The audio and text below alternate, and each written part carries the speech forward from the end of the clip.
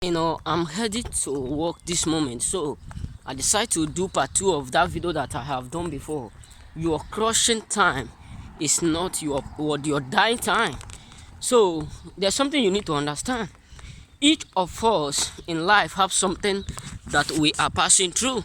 So I come to understand and figure out that when you are on your crushing time, people will start to mock you, will start to laugh at you, make mockery of what is going on around you, thinking that that is the end of your progress.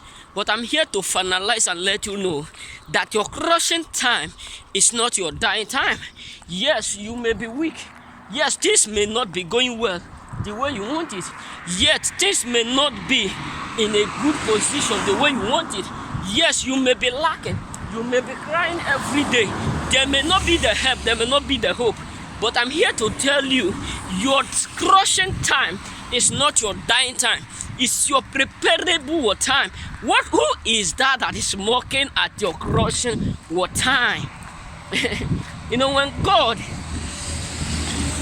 is taking you from your crushing, when God is appointing you for greatness, He will allow you to pass through the storm. That's why when Jesus was on the sea, the Bible make me to understand and I figure out, and I'm here to quote it.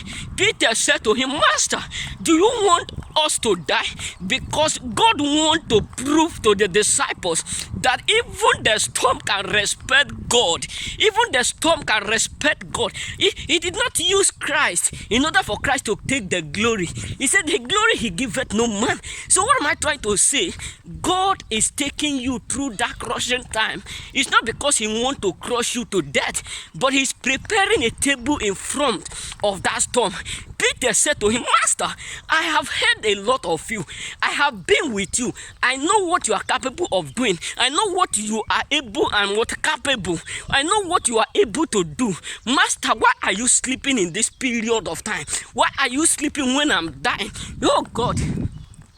That is how many of us have been crying every day. That is how many of us have been hoping, have been expecting God in different locations, in different angles. That is how many of us have been praying 24 hours. Lord, where are you? When are you going to intervene in our situation? God, where are you? When are you going to stand up in order for you to rescue us? God of honor, where are you? When are you going to interpret freedom into our life? Many of us have been praying severely every day, asking God when. God, we said, wait, it's not yet done. God, we said, wait, it's not yet done. God will say, wait, it's not yet done.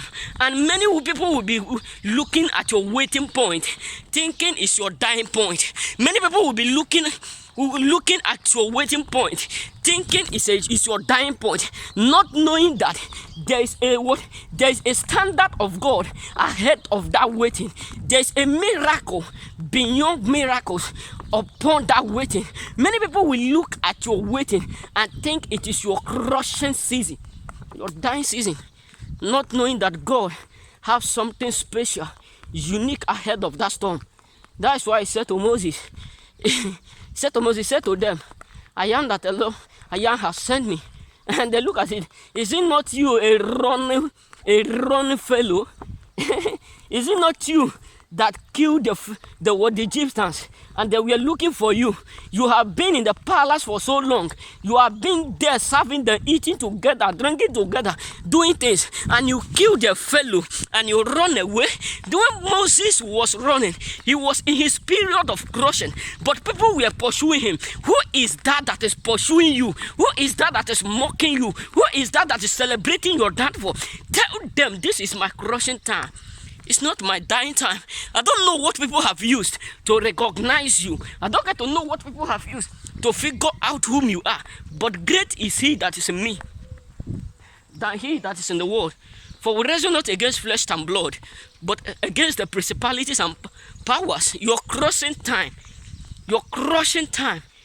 can never be your dying time. Because there's a table prepared ahead of that storm.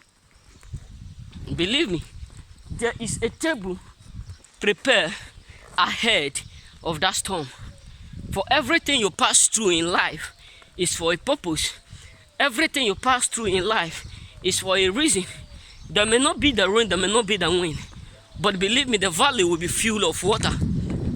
Your crossing time can never be your dying time, because God is always available to secure and preserve us.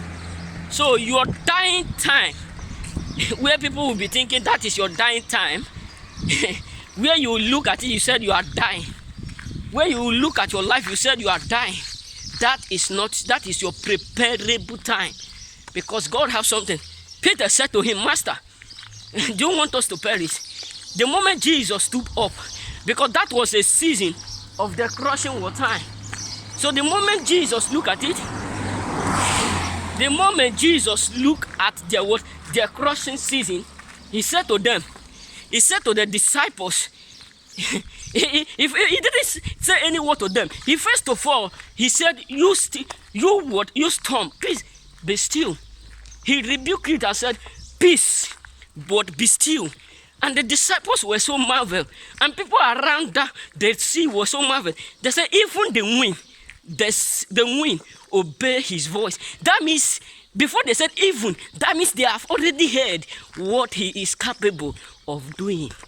Jesus was not alone in the boat. The disciples were not alone in the boat. Believe me, you are not alone. In that your crossing season, you are not alone. You got what I'm saying? You are not alone, and you can never be alone. Don't let your crossing season make you to feel as Christ have left you. Don't let your crossing season make you to feel as if Christ is no longer with you, because there's something ahead of every storm that you pass through. There's a blessing in what acting like a cost ahead of that. Jesus said to them, if only you can have a faith like a mustard seed, you will say to this mountain, build that rebuke. You need to have patience, because your crushing season is never your dying season. I don't know what you are passing through, because each of us have something that we are facing. But remember, your crushing season is not your dying season. Remember, bless me, God bless you. I will also repeat it, do part 3 of it. May God bless you. I love you all.